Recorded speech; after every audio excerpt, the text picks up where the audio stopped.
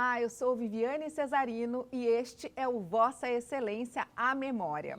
Será que os ideais do mundo corporativo, das empresas que movimentam a economia e que querem um meio ambiente e uma política mais sustentáveis, estão ainda muito distantes do funcionamento do poder público? E as iniciativas de combate à corrupção interna, os indicadores de desempenho que os empresários aplicam, poderiam ser usados aqui?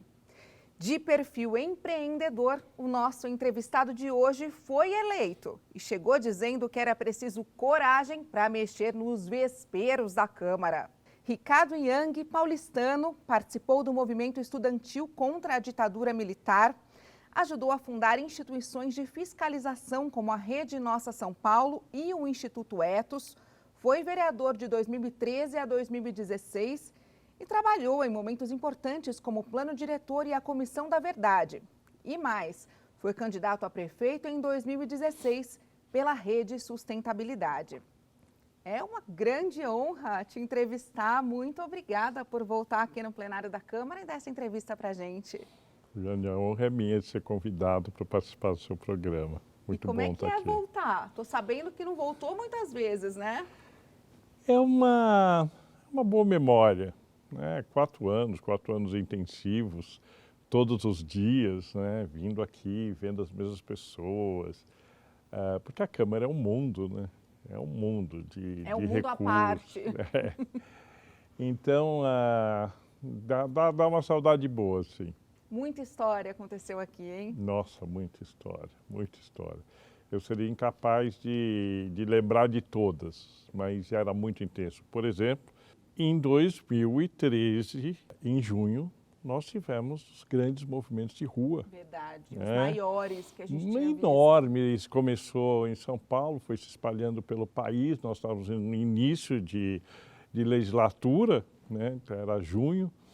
E o Brasil já anunciava, né, quase 10 anos atrás, a necessidade de mudança, né, coisa que nós acabamos vivendo com muita turbulência esses últimos anos. E a Câmara, quando o senhor entrou, ela tinha sido renovada em 40% Exatamente. dos quadros de vereadores.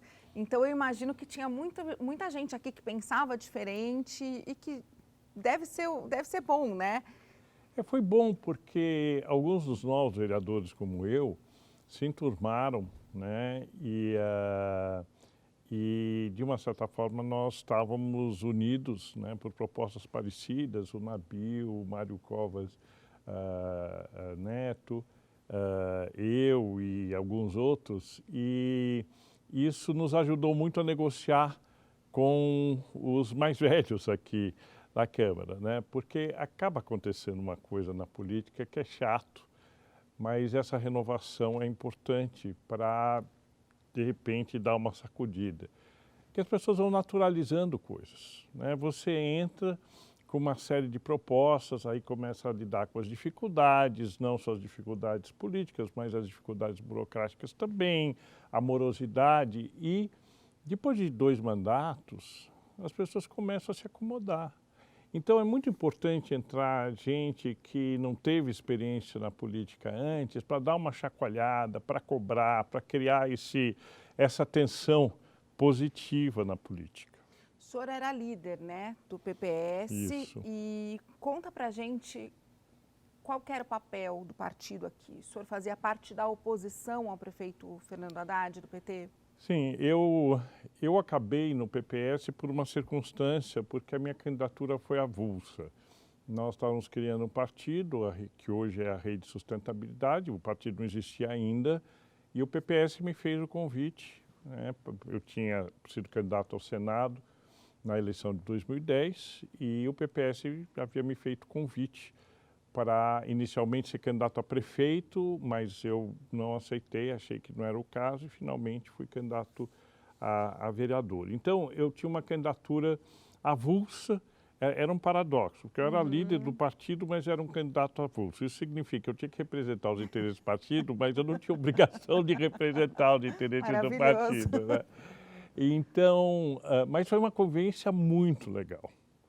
O PPS é um partido que hoje é o Cidadania, que eu respeito muito, porque era um partido realmente democrático e muito consistente nas suas propostas. E em relação à oposição ao Haddad, você levantou um ponto interessante. Eu dizia para o PPS, sim, eu vou fazer oposição ao Haddad em tudo aquilo que for contrário aos interesses da sustentabilidade, do meio ambiente, das questões sociais. Mas naquilo que ele apoiar, obviamente eu vou apoiá-lo, né? Então, essa foi minha relação com o Haddad durante os quatro anos. Eu fui oposição forte, por exemplo, quando ele resolveu dissolver a inspeção veicular em São Paulo. Eu já ia perguntar disso. E o pior é que ele resolveu acabar com a inspeção veicular e prometeu substituir por um outro sistema descentralizado, que nunca aconteceu.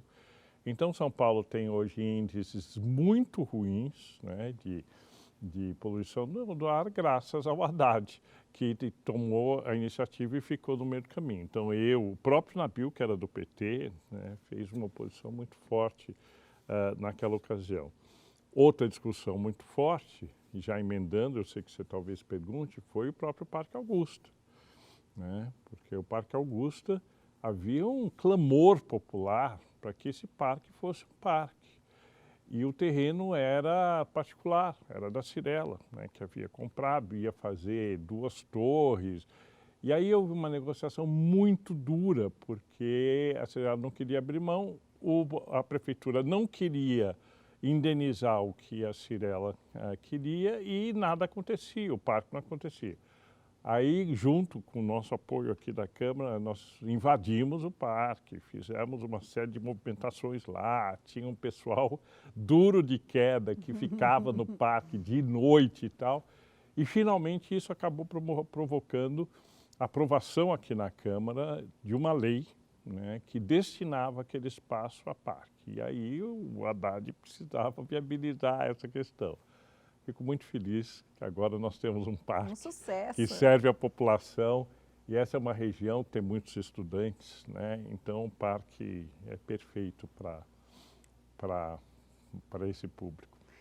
O senhor comentava também algumas coisas críticas, né? Por exemplo, na época do plano de metas, o senhor falou que era conservador, o senhor deu uma entrevista dizendo que não estava de acordo com tudo. E teve um projeto de lei que o senhor estava muito entusiasmado quando o senhor chegou, e eu também achei muito bacana, que obrigava a prefeitura a mandar mensagem de texto. Eu não me lembro se o WhatsApp, já acho que o WhatsApp não era tão comum ou não tinha surgido nessa época ainda, era SMS que a gente mandava, né? Com alerta de risco para as tempestades. Quer dizer, quando a previsão desse ali o alerta, todo mundo receberia no celular. Isso foi aprovado, mas saiu do papel? Olha que visão antecipatória foi essa, né? Porque eu lembro que quando eu assumi, em 2012, aquele ano tinha chovido muito, nós tínhamos tido muitas enchentes em São Paulo.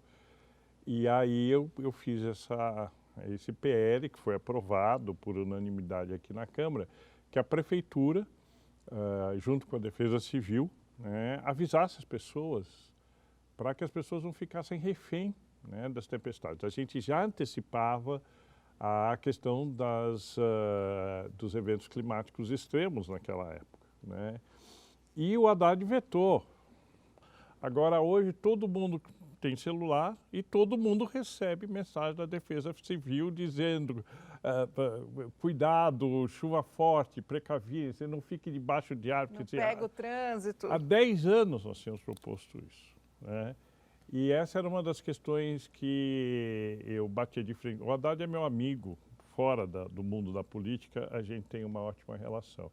Mas eu batia muito de frente com o Haddad por causa disso, porque era oposição, então não aprovava a lei. Isso deve ser muito frustrante, aprovar aqui e ser vetado lá. E vetado por mesquinharia. Quer ver outra lei que eu aprovei aqui e ele vetou? Pode parecer uma lei pouco relevante, mas não é. Vocês conhecem o movimento Rios e Ruas, né? Sim, sim. São Paulo só foi possível porque nós tínhamos muitos rios aqui que possibilitaram a expansão da cidade. esses rios foram canalizados, foram cobertos e, por causa disso, muitas vezes nós temos enchentes e tal. Então, essa entidade da sociedade civil mapeou todas as ruas da cidade e mostrou que rua e que avenida passa por onde. Então, qual era a proposta de lei? A proposta de lei é que na placa de identificação da rua ou da avenida, identificasse o córrego que estaria correndo ali, ou canalizado, ou subterrâneo. Que é invisível para a gente. Que é totalmente invisível, para que as pessoas tivessem consciência, né, da geografia da cidade, da origem natural das águas da cidade. Vetou com uma alegação estúpida de que a prefeitura não tinha recursos para repor todas as placas das ruas que passavam por cima dos rios. Então, a política é dura por causa disso, porque fazer um PL, aprovar um PL, leva várias sessões, porque tem as comissões, tem etc. Aí você aprova, a prefeitura vai lá e veta por questões políticas bobas. Não políticas relevantes, políticas bobas, né?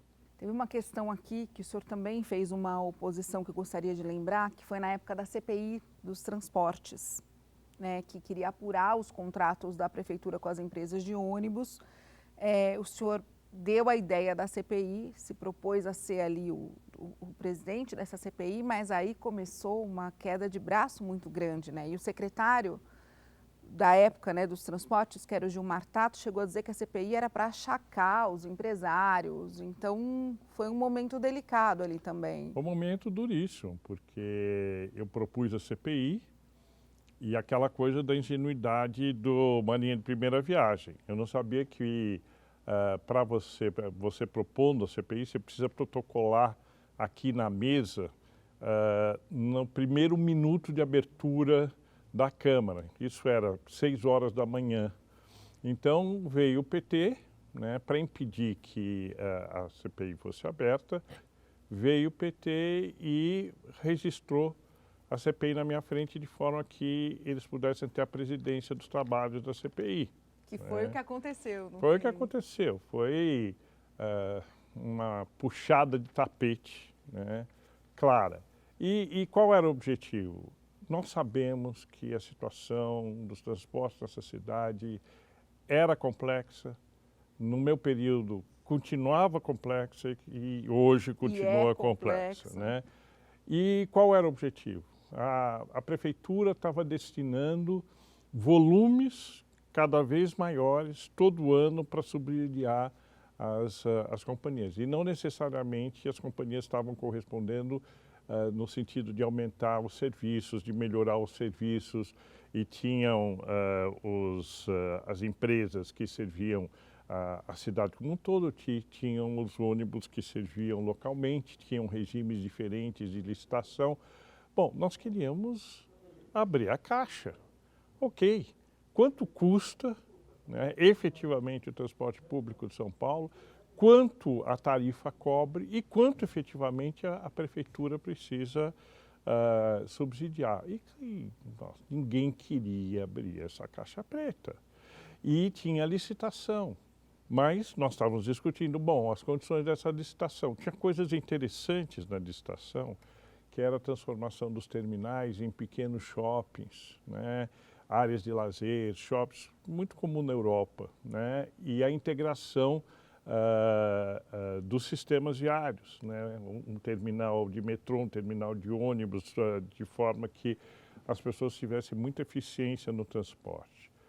E a gente queria debater a licitação e justamente a relação das empresas tradicionais de ônibus com a prefeitura não eram abertas, né? E isso foi bravo.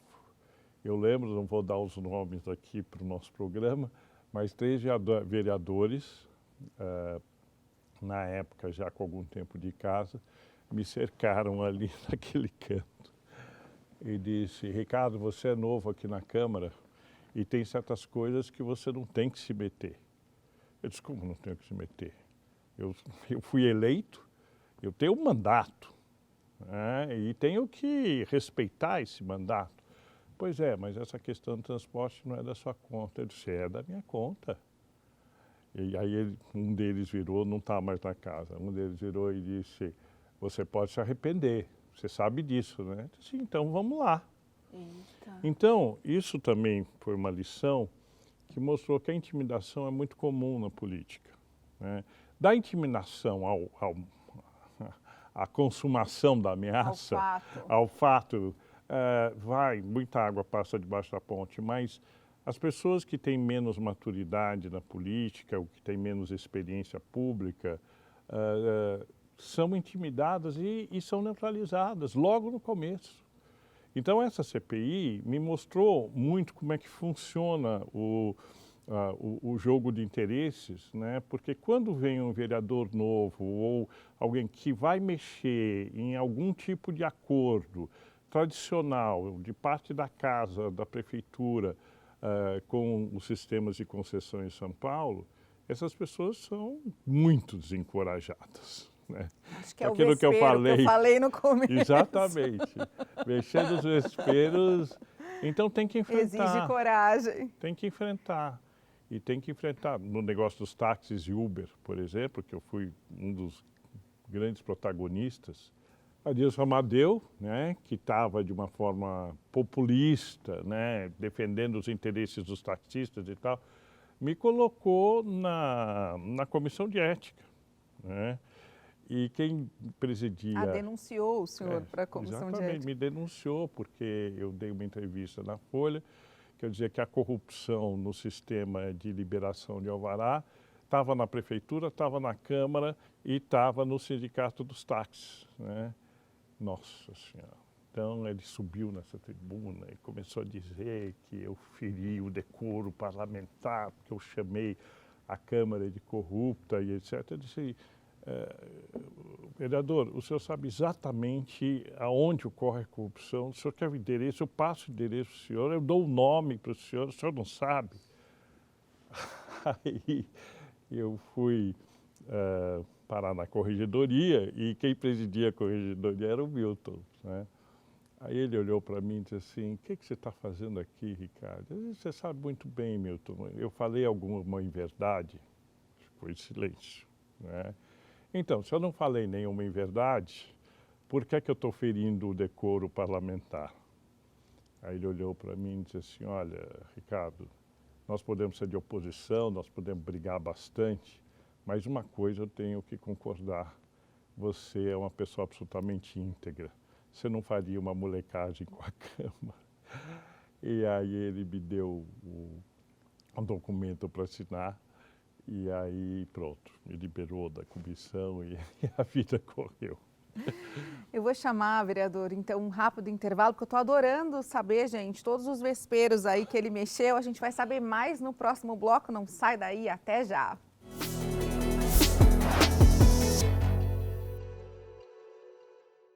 Toda quinta-feira eu, Viviane Cesarino, os ex-vereadores e vocês temos um encontro marcado às 14 horas. Aponte seu celular para o QR Code e inscreva-se para receber a nossa newsletter.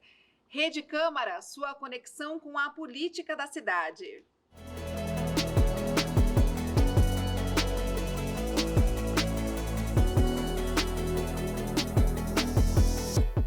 O Vossa Excelência Memória está de volta e hoje a gente tem a honra de receber aqui no plenário da Câmara Municipal de São Paulo, Ricardo Yang, empreendedor nato, defensor da sustentabilidade e que fez um mandato muito corajoso aqui de 2013 a 2016. Gente, tão corajoso que ele questionou situações que poucas pessoas questionaram aqui, poucos vereadores. Por exemplo, reuniões secretas, ele não gostava nada disso.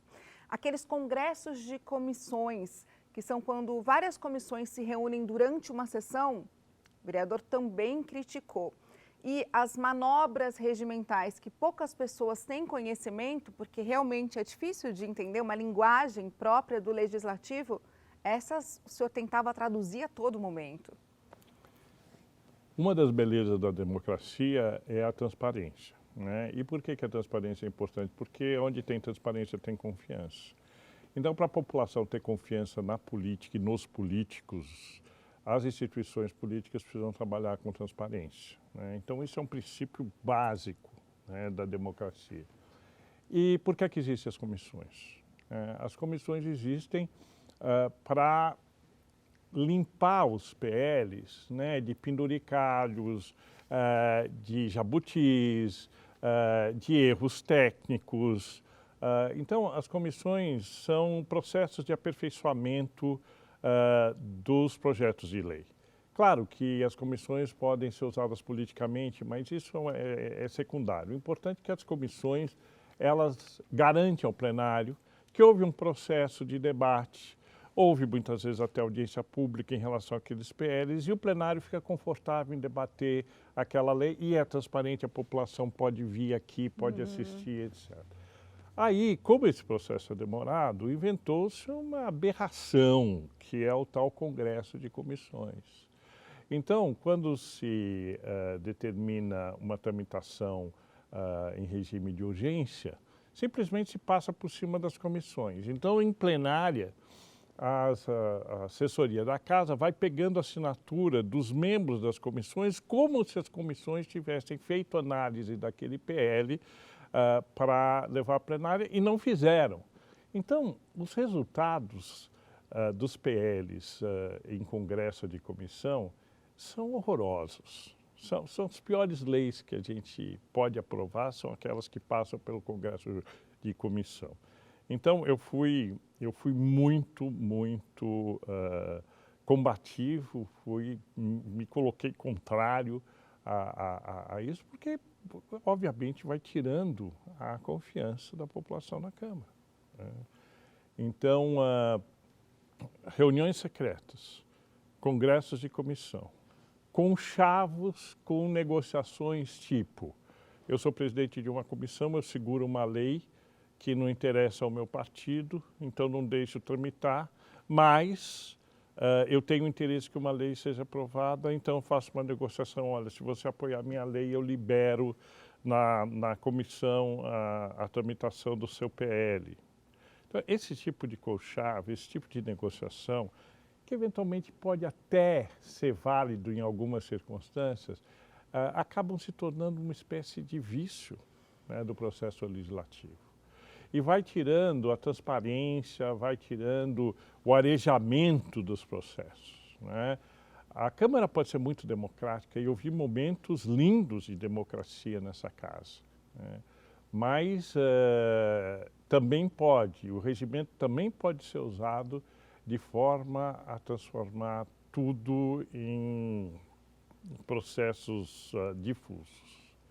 Agora, em relação ao incentivo da participação popular, os resultados foram muito bons nesse quesito. Por exemplo, na elaboração do plano diretor, que foi uma das discussões mais importantes que o senhor participou aqui no mandato, foram 61 audiências públicas, 700 contribuições de moradores, né, de cidadãos, e a incorporação de critérios de sustentabilidade, que eu considero aí uma grande vitória. Grande vitória. E eu tenho que fazer aqui um reconhecimento e um elogio ao vereador Nabil Bonduque, que foi o relator, né, do plano diretor. Ele é urbanista, né, professor da USP, profundo conhecedor, né, e também ao Natalini, né, que dividia comigo a Frente Parlamentar da Sustentabilidade. Que vocês também criaram. Que nós também criamos, né? Eu presidi 2 anos, ele 2 anos, foi uma iniciativa ótima. E nós conseguimos fazer um embate com os interesses das imobiliárias e introduzir vários critérios de estímulo à sustentabilidade. Fundamentalmente, a questão da coleta da água da chuva, a questão da destinação de efluentes na cidade, o tipo de processo consultivo, porque as consultoras estavam forçando muito a verticalização, fundamentalmente a verticalização em torno das estações de metrô. Tudo que nós estamos vendo no bairro de Pinheiros hoje é resultado desse debate, porque permitiu-se, inicialmente eram 200 metros de raio da estação do metrô, você podia construir acima da cota. e depois passou 600 metros. Isso acabou criando bolhas de verticalização em bairros que eram tradicionalmente residenciais, né? Então, nós não conseguimos segurar isso, mas conseguimos fazer com que essas construções incorporassem vários elementos de construção sustentável, né? Outra coisa importante do plano diretor foi que nós conseguimos determinar um zoneamento que criou a área rural de São Paulo, né? Que permitiu, então, produção de orgânicos, de alimentos na zona sul de São Paulo. Mas na lei de zoneamento, olha como as coisas funcionam. O plano diretor foi quase impecável, mas como ele contrariou muitos interesses, na lei de zoneamento, esses interesses vieram com muita força. Se abusou de congressos de comissão, né? E algumas coisas passaram e que, em função do plano diretor original, não teriam passado. Para o nosso telespectador, então, se situar, a aprovação do plano diretor foi em 2014, a gente já está na época dessa revisão, né, do plano diretor, e teve também na mesma época, ou pelo menos pertinho, uma outra dobradinha interessante com o vereador Gilberto Natalini, que já foi nosso entrevistado também, que foi a Comissão Municipal da Verdade. Exatamente. Que vocês colheram depoimentos muito importantes, revelações surpreendentes, né, como a do ex-presidente JK, que teria sido assassinado pelas provas que vocês colheram. Eu imagino que deve ter sido uma experiência incrível também. Não, foram duas experiências muito marcantes. Eu participei do movimento estudantil de 74 a 1980, portanto, na ditadura, e assisti, né, vi a morte do Herzog, né, do Manuel Fiel Filho, depois o estouro da reunião do PCdoB na Lapa, que virou um massacre, né? E eu era estudante universitário e secundarista, depois universitário, e via tudo aquilo. Era um terror, absoluto terror. E foi muito interessante depois, na Comissão da Verdade, ouvir as pessoas que estavam nos dois lados da história, tanto as vítimas como a repressão. Teve os algozes. Os algozes. Teve um depoimento aqui, se eu não me engano o nome dele era Cláudio Guerra, que ele era um policial especial do delegado Fleury, do ECOD, e que a função dele era matar, né,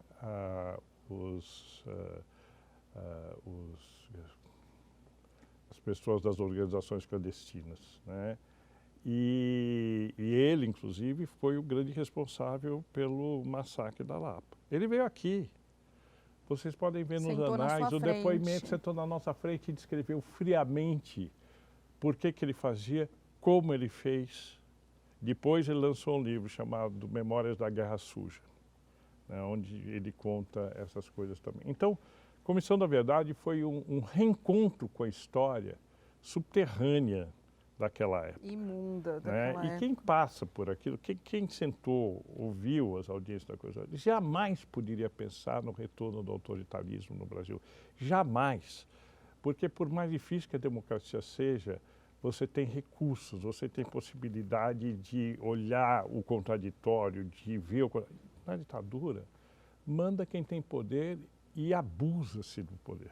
Quando você tem poder infinito, abusa-se infinitamente desse poder. E foi o que aconteceu. Então, a Comissão da Verdade foi muito didática e, para a minha história pessoal, foi uma experiência incrível.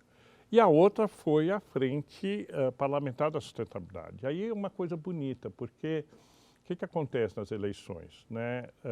A prefeitura tem que lotear o cargo entre os partidos que apoiaram. Então, as secretarias acabam todas verticalizadas. E a sustentabilidade, ela é transversal. Você só resolve problemas ligados ao meio ambiente e sustentabilidade se for transversalmente. Porque a Secretaria de Meio Ambiente tem que atuar, a de Assistência Social tem que atuar, a de Transporte tem que atuar e assim por diante. Como é que você resolve isso? Então, nós criamos essa Comissão da Sustentabilidade, em que vereadores de diversos partidos. São quase países, ó, não deixa de estar. É que São Paulo é um país, né? A cidade de São Paulo é maior que Portugal, né? Então você acaba. Então, de diversas áreas da cidade, de diversos partidos, e a gente discutia problemas comuns. E foi muito bonito o que a gente conseguiu, porque é como eu estava te falando no início, independentemente do viés partidário, nós somos cidadãos de uma mesma cidade que usufruímos e precisamos de funcionalidade, de bem-estar na cidade. Então, nós operávamos na frente parlamentar da sustentabilidade com uma outra lógica, que não era a partidária, a da fragmentação, era a lógica de vamos superar as nossas diferenças e conseguir convergir para fazer as coisas acontecerem. Por isso o Parque Augusta, por isso o Parque dos Búfalos, né? Nasceram desse esforço de união desses vereadores. Infelizmente, nosso tempo está chegando ao fim. Eu queria te fazer uma proposta. Vamos dedicar esse programa, já que a gente está falando de ambientalismo, de sustentabilidade, para a ministra Marina Silva, tua grande mentora? Sem dúvida nenhuma. Aliás, eu aí olho até para a Câmara para agradecer. A Marina é a prova, né? História viva de que é possível se fazer política desse país de forma absolutamente íntegra e desinteressada de questões pessoais, né? Eu era empresário, dirigia já o Instituto Etos naquela época, mas era empresário, e nunca me filiei a partido nenhum, porque eu sempre achei que a filiação partidária ia distorcer a prática pública e tal.